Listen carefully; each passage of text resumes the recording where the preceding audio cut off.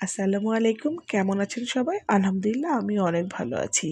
আজকে আমি মুগ ডাল দিয়ে সবজি রান্না করব। তো এখানে আমি প্রথমে ফ্রাই প্যানে 2 কাপ মুগ ডাল দিয়ে দিলাম। মুগ ডাল দিয়ে আমি এই মুগ ডালটা খুব ভালো করে ভেজে নেব, গোল্ডেন কালার করে ভেজে নেব। আর মুগ ডালটা ভাজার সময় সবসময় একটু খেয়াল রাখতে হবে, এটাকে বারবার একটু নাড়াচাড়া করতে হবে, নাহলে নিচে এই মুগ ডালটা না খুব সহজে পুড়ে যায়। তো যাই হোক, আমি কিন্তু গোল্ডেন কালার করে যে ভালো করে ভেজে নিলাম। নিয়ে আমি একটা ফ্রাই প্যানে আমি একটু তেল দিয়ে, পরিমাণ মতো তেল দিয়ে আমি এর ভিতরে কালো সরিষা আর দারচিনি আর তেজপাতা ফোড়ন দিয়ে আমি সবজিগুলো দিয়ে দিচ্ছি। হ্যাঁ, তো এখানে আমার পছন্দ মতো সবজি আপনারা ব্যবহার করতে পারেন। আমি এখানে ফুলকপি, গাজর, মিষ্টি কুমড়া এগুলো দিয়েছি। আপনাদের ইচ্ছে মতো আপনারা সবজি দিতে পারেন। আর এখানে সবজি দেওয়ার পরে আমি 1 চা চামচ হলুদের গুঁড়া আর হাফ চা চামচ জিরা বাটা আর আদা বাটা আর 1 চা চামচ লবণ দিয়ে আমি সবজিটাকে খুব ভালো করে কষিয়ে নিচ্ছি। নিয়ে আমি 2 মিনিট পরে দেখলাম সবজি থেকে যে পানিগুলোটা বের হয়েছিল একদম শুকিয়ে গেছে। তো আমি এই পর্যায়ে একটু পানি দিয়ে আবার সবজিটাকে একটু ভালো করে মানে ঢাকা দিয়ে একটু রান্না করব।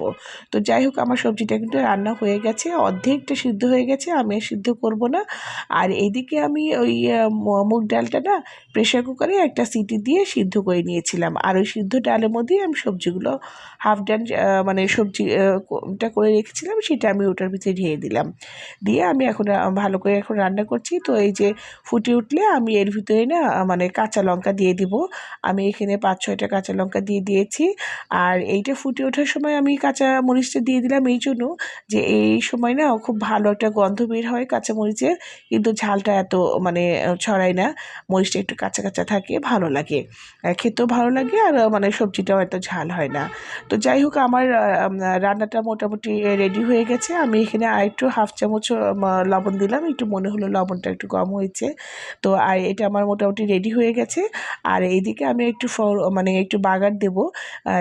সেখানে আমি মানে ফ্রাই প্যানে 1 টেবিল চামচ ঘি দিয়েছি আর 2টো বড় পেঁয়াজ কুচি দিলাম। দিয়ে আমি ভালো করে নাড়াচাড়া করছি আর 2টো শুকনো লঙ্কা দিলাম। এতে করে যে কি ভালো সেন্ট হচ্ছে, যখন আপনারা রান্না করবেন তখন বুঝবেন যে এত ভালো একটা গন্ধ বেরোচ্ছে। তো যাই হোক, আমার পেঁয়াজটা ব্রাউন কালার হয়ে গেছে। আমি কিন্তু এখন এই ডাউলের ভিতরে মানে এই বাগারটা দিয়ে দিলাম। খুবই ভালো হয়েছে।